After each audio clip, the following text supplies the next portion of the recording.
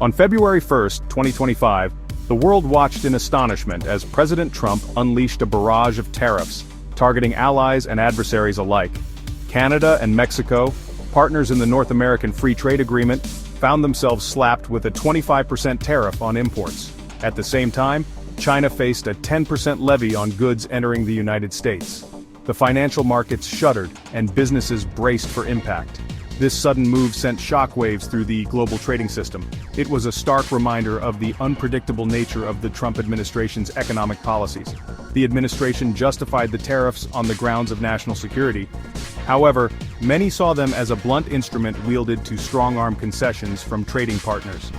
This move came after a period of heightened trade tensions. It marked a significant escalation in Trump's protectionist agenda.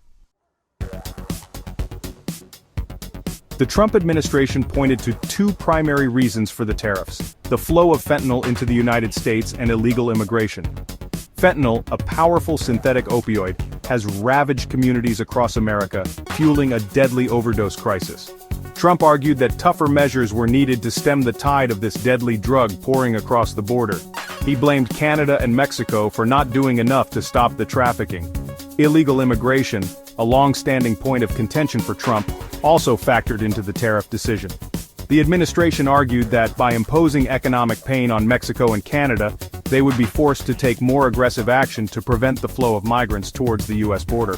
Critics, however, argued that the tariffs were a blunt instrument that would harm American businesses and consumers while doing little to address the complex root causes of migration.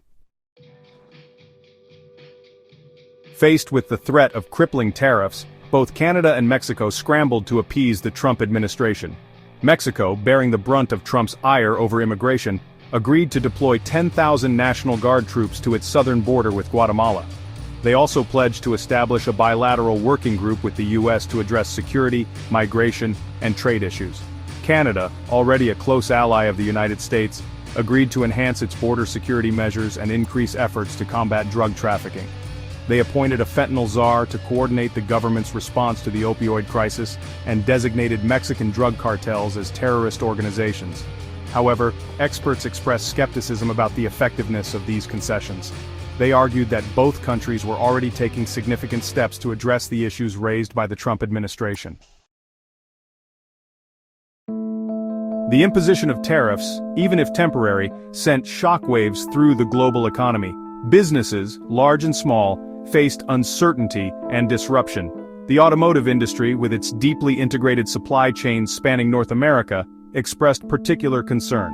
Ford and General Motors warned of profit losses, price increases for consumers, and a slowdown in production. Small businesses, often operating on tight margins, faced difficult choices. They could either absorb the increased costs of imported goods, cutting into their profits, or pass those costs on to consumers, risking a drop in sales. The tariffs introduced a level of volatility into the market that made planning and investment difficult. Adding to the uncertainty was China's swift retaliation. In response to the tariffs on Chinese goods, Beijing announced retaliatory tariffs on a range of American products. This tit-for-tat escalation further fueled fears of a global trade war, potentially derailing economic growth.